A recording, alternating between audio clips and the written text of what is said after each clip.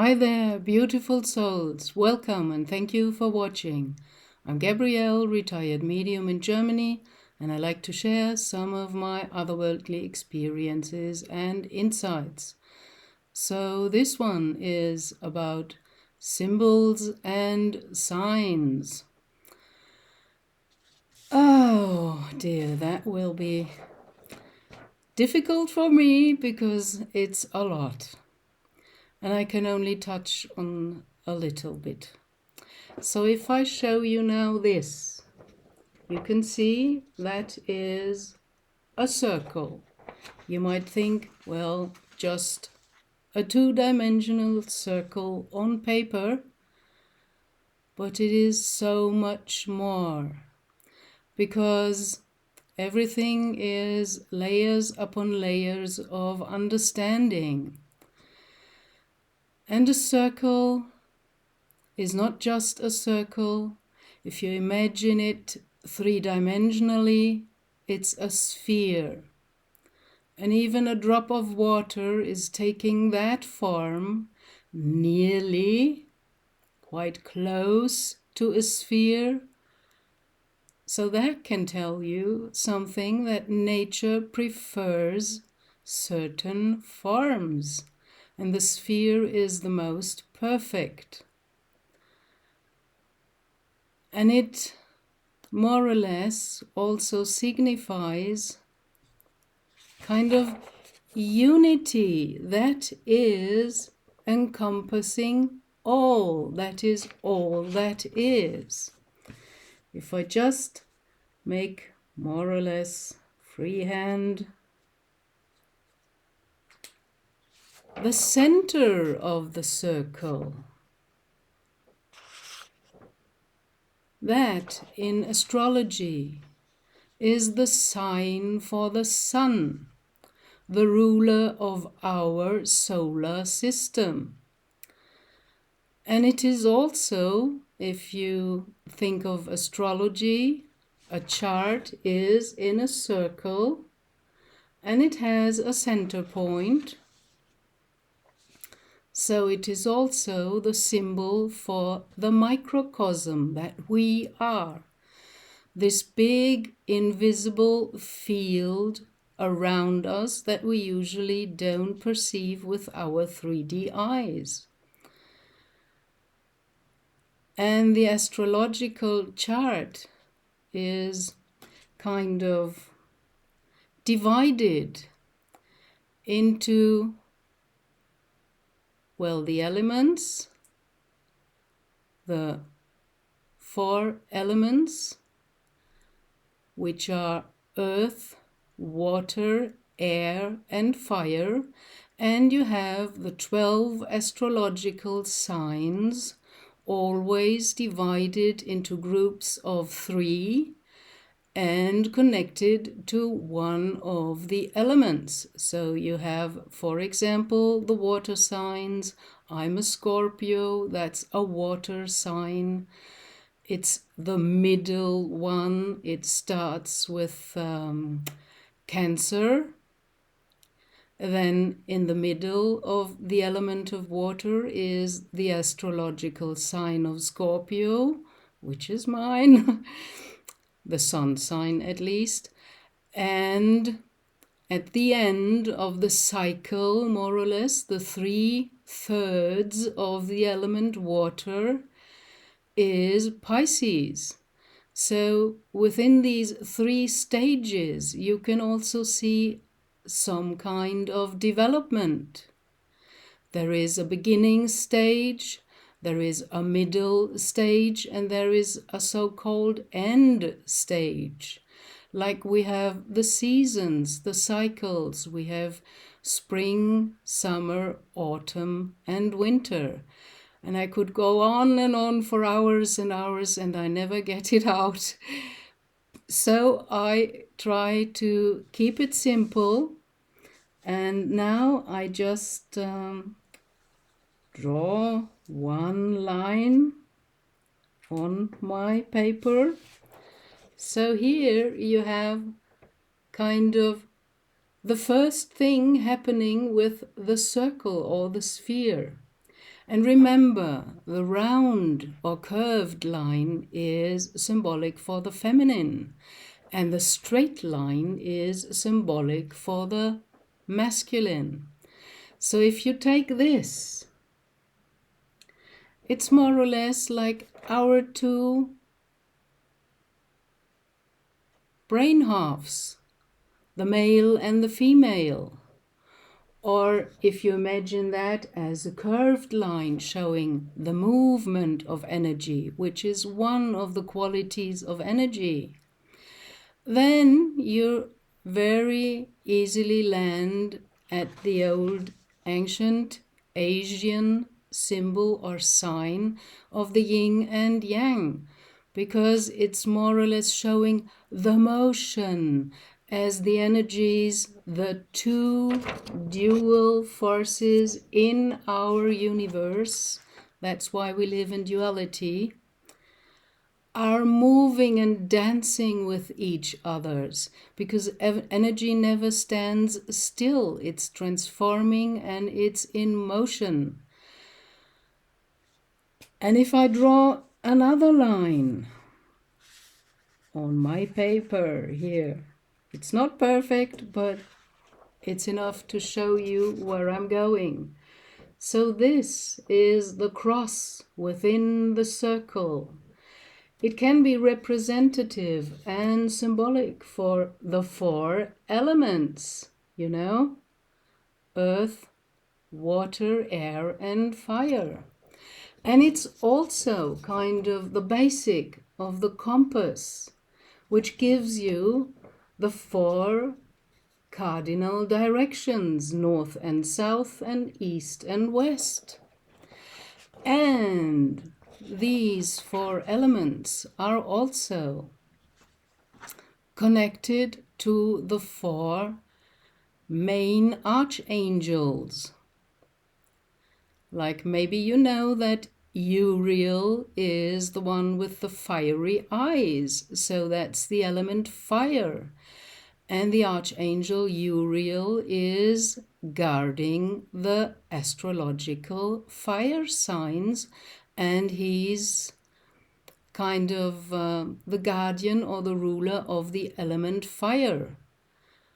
And the archangel Gabriel is connected to the element of water. So it's no wonder when I researched that I found out, wow, I'm Scorpio, I'm a water sign, and what a coincidence, my name is Gabrielle, the female form of that surname in German language. So there is a connection, and I became aware of that connection. I never liked my name. I found it old-fashioned and somehow biblical and deep, and I didn't like that. So I always sold myself as Gabby. That was shorter and simpler, but it was not the depth of all that was meant for me. And after I found out that the Archangel Gabriel is not only caring for my astrological sign of Scorpio and also for Cancer and Pisces, but also it's kind of within my name, then I could make peace with my name and I started to like it. And I also started to like the profound meaning that's within that. So you can also see this as the four cardinal points within our measurement of time, if you imagine that as a clock. So you have 12. Oh no, with this mirroring in the video, I cannot show anything. I go crazy with that.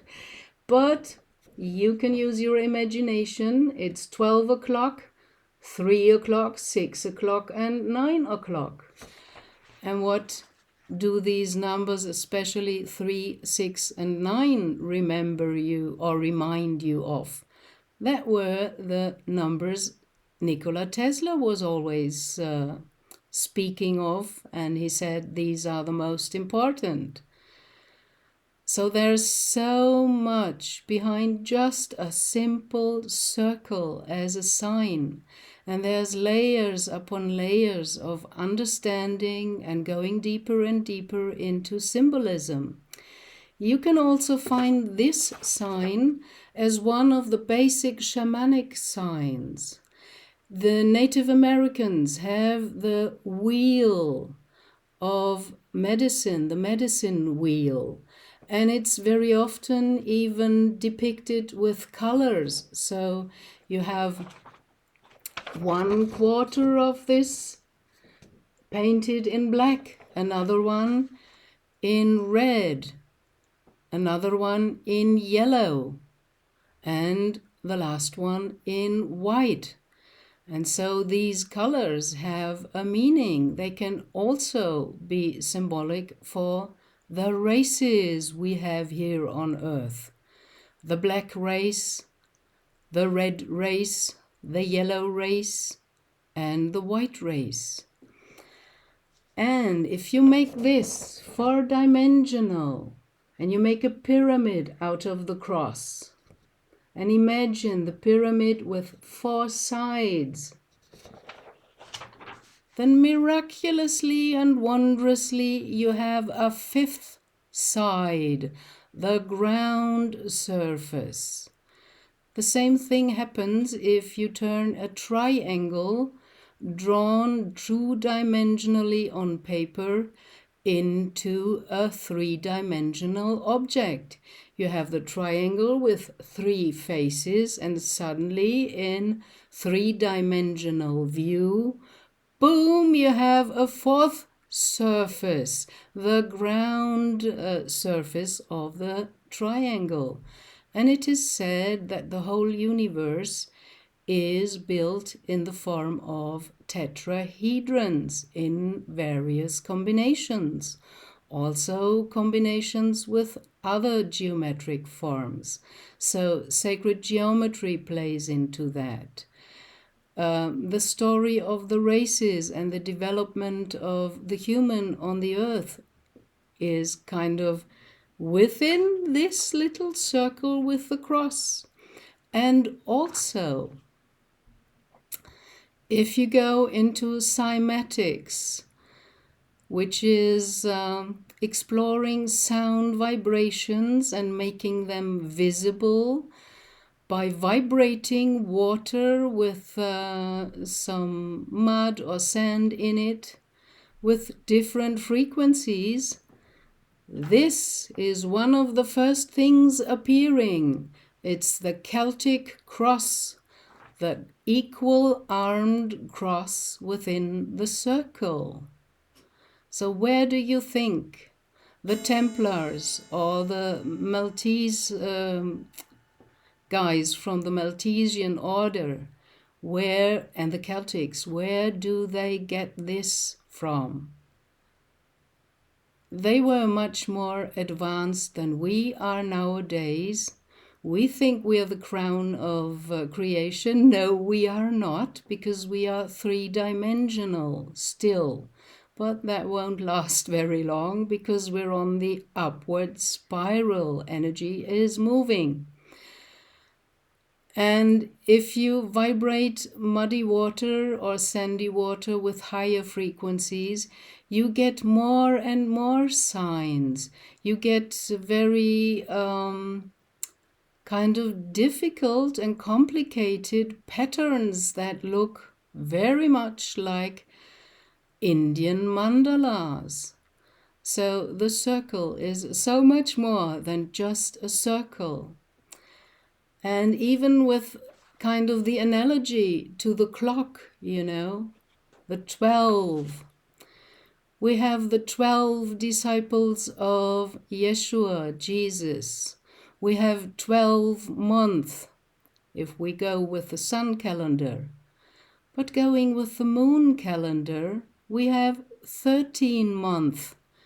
So this is what the Mayans did. They combined the solar calendar and the moon calendar.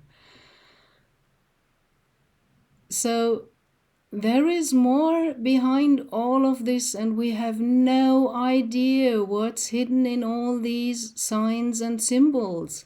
Most of the geometry and the mandalas, they are kind of frozen sound, made visible in something like this in two-dimensional form. If you draw it, if you imagine it three-dimensionally, well, I told you there are some wondrous things happening miraculously. For instance, with the triangle that suddenly, as a tetrahedron, has a fourth surface. So there is appearing something new if you come into a next higher dimension. And if you take the cross from this drawing and imagine it into a pyramid with four sides, four surfaces, then in three-dimensional imagination, you suddenly have the fifth ground or basic surface. And also with the races, we are meant to become the fifth root race, like Madame Blavatsky said in her texts and secret doctrines and knowledge that she wrote about. So there is so much more awaiting us. And I would like to end this with a funny and also very meaningful story. Probably all of you know the fairy tale of Sleeping Beauty. The story goes as follows. There is a king and a queen, and they have a daughter, a princess. And when she's reached the age of, I think it's 18 or something like that, a special age when she's kind of considered grown up, they want to make a big feast. And they want to invite also the kind of forces or entities or fays to give their blessings to their daughter. But they only have 12 golden plates and cups. So they can only invite 12 of the 13 fays or fairies. And the funny thing about astrology is, if you make this circle into 12 parts, the 12 astrological star signs that are also depicted around the earth in the constellations, there is a 13th sign. Isn't that interesting? So back to the fairy tale of Sleeping Beauty. So they leave out the 13th Fae. And in the middle of the feast, when one after the other of the Fays stepped forward and gave her blessing to the princess, suddenly, very outraged and embarrassed, the 13th Fae came in. And she was not amused that she wasn't invited.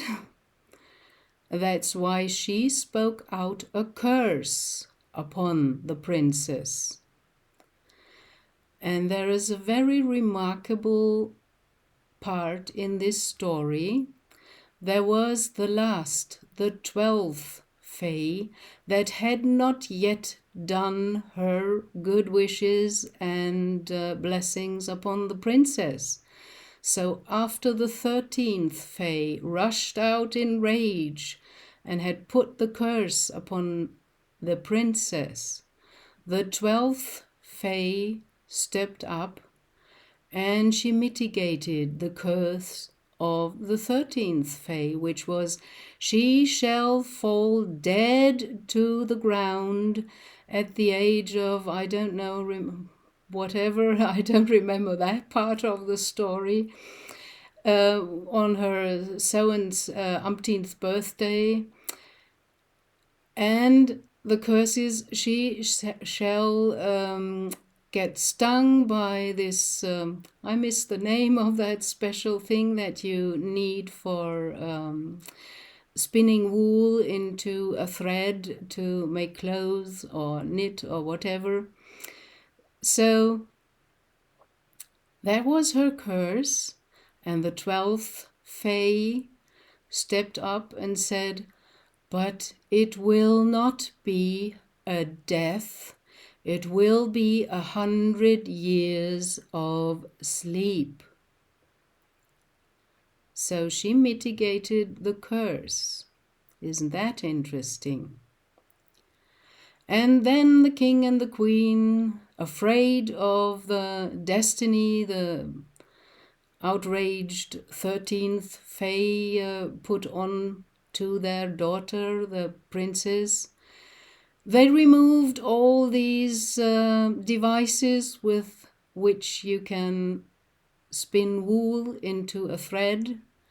So to avoid the destiny of their daughter.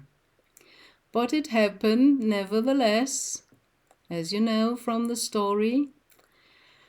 And then comes in after 100 years of sleep, and it's not 100 because 100 is symbolically just a symbol for the completion of a circle. You have 100 is 1, which is the divine number, the one creator, one source.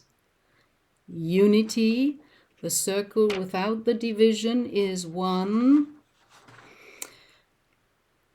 I lost the thread. Oh, please, my guides, I need help. What was it where I wanted to go with that? Oh, that's really humiliating. You see, I'm human and I digress and I lose the thread. That's what I admire about my guides and the Elohim. They never lose the thread, although while they are speaking, I don't know where they will end. And I have no idea, but they always end, in my perception, kind of perfectly. So, oh, now I got it back. Thank you.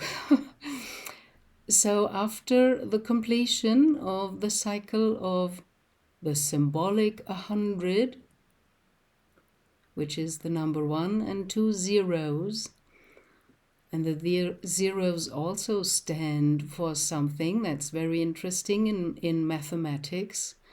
0 is representing nothing or no thing, but still it is a thing, because if you depict this oval for a 0, that's an object, that's a sign, that's a symbol, that is something representing no thing or nothing. Interesting, isn't it?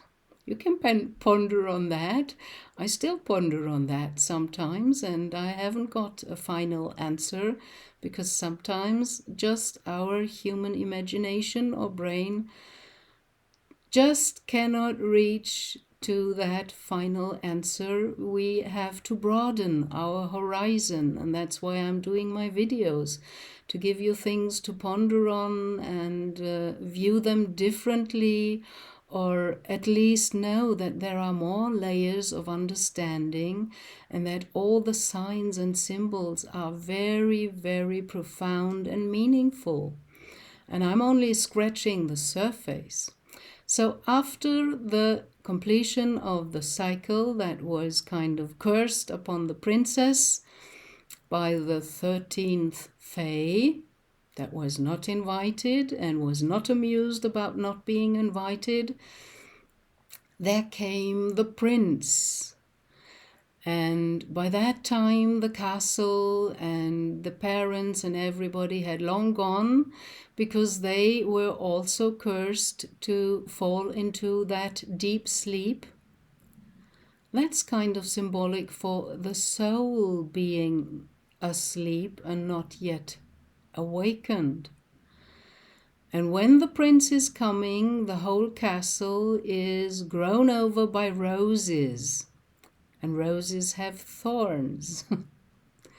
But they are flowering. That is the symbol that the cycle is completed.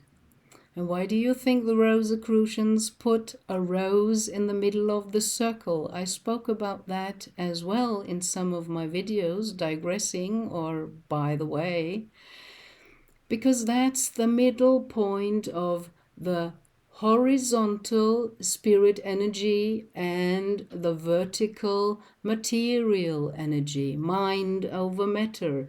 And in the center point where they cross, there is the rose as kind of symbolizing the heart, and a rose can blossom up. So that's where we have the heart-soul connection. So the prince is coming and he's using his sword to get through the roses that overgrew the castle.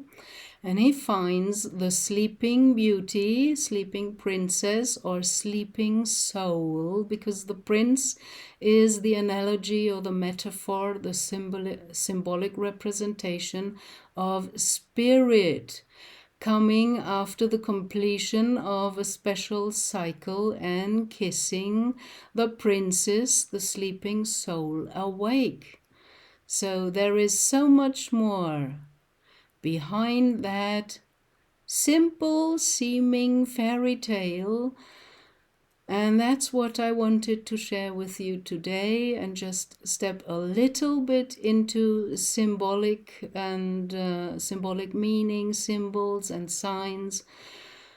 Whoa! And I only scratched the surface, and I know I leave you with a lot of breadcrumbs, but it's important that you make your own steps. You start to use your own imagination and fantasy.